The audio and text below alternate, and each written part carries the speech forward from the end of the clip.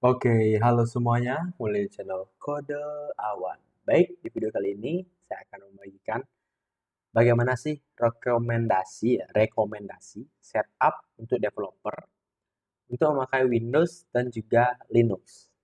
Oke, jadi di sini saya menggunakan Windows 10 ya, bebas Windows 11 juga nggak apa-apa, dan plus Linux. Jadi plus Linux di sini itu artinya sini saya menggunakan yang namanya WSL atau Windows Subsystem for Linux. Jadi secara garis besar Windows itu sudah menyediakan subsistem tempat untuk menjalankan Linux itu tersendiri, untuk menjalankan sebuah distro Linux ya.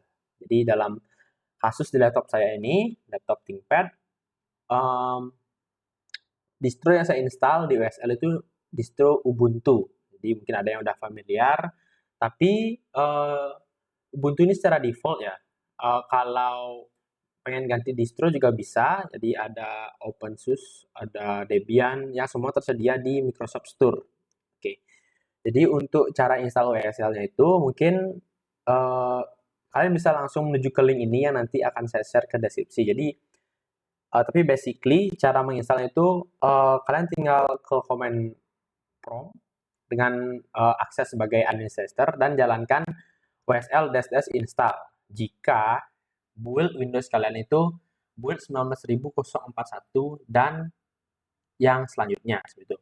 Jika sebelum itu, jika build Windows kalian sebelum dari 19041 ini, kalian harus menggunakan manual install please. Jadi kalian tinggal klik di sini ya. Oke, seperti itu. Seharusnya setelah kalian install WSL ini, kalian akan disuruh restart dan secara otomatis Ubuntu akan terinstall di WSL kalian. Jadi itu di Ubuntu itu defaultnya. Jadi kalau kalian mau ganti seperti mau ingin pakai Kali, sini sudah ada, bisa dilihat ya, change default distribution install. Kalian tinggal baca saja dokumentasinya, itu sudah sangat mudah dimengerti. Oke, jadi kenapa di sini saya bilang rekomendasi setup developer untuk Windows itu pakai Linux juga? Kenapa saya bilang rekomendasi? Karena kita bisa mendapatkan dua nilai plus dari kedua sistem operasi ini. Jadi untuk Windows kita dapat nilai plus aplikasi Office, kita dapat banyak aplikasi ya, misalkan yang tersedia itu misalkan ada Word, kemudian ada game mungkin, ya kalian ada yang nge-game, Excel, presentasi dan lain-lain ya. Jadi khusus untuk di Windows, kita sebagai developer ini seperti OS atau operating system yang kita gunakan untuk sehari-hari. Seperti itulah yang saya bilang ini. Mungkin game, mungkin Microsoft Word, mungkin untuk tugas, mungkin ya. Jadi per coding-codingan atau project-project coding kalian itu jangan ditaruh di Windows ya. Jadi pure yang kalian taruh di Windows kalian itu cuma dokumen-dokumen seperti itu. Nah, untuk Linux atau WSL di sini ya, itu mempunyai direktori sendiri ya, yang nantinya akan tersimpan di disk C kalian. Itu di sini sudah ada nanti kalau sudah diinstal di sini. Itu khusus untuk yang namanya development atau ngoding aja ya. Pokoknya project codingan kalian tuh di sini kalian taruh di Linux ini. Kalian bisa buka lewat yang namanya terminal. Jadi di sini sudah terinstall di komputer saya. Dan kenapa sih Linux untuk development? Karena Linux itu sangat development friendly ya. Misalkan kalian ingin membuat project Python. Yang pasti kalian perlu bahasa pemrograman Python dong terinstall di mesin kalian. Nah, jika kalian menggunakan Windows, kalian bakal searching di Google untuk website resminya, kemudian kalian install, kemudian kalian restart komputer, kemudian kalian ganti environment variable mungkin. Nah, itu sangat ribet dan tentunya nggak aman banget. Kenapa nggak aman? Karena kalian mungkin mengunjungi situs-situs yang ternyata bukan situs tidak resmi seperti itu ya. Jadi proses instalasi untuk environment di mesin kalian itu sangat susah untuk di Windows. Nah, lain dengan di Linux, misalkan kalian perlu Python ya. Jadi kalian tinggal sudo apt install yang namanya Python 3 ya. Memasukkan password kalian, nanti akan dipandu pada saat membuat, dan sudah. Dengan cara itu, kalian sudah terinstall dan kalian bisa jalankan command yang namanya Python. Oke, Python 3 ya. Oke. Kalian sudah bisa ngoding di sini. Hello dunia misalkan. Oke.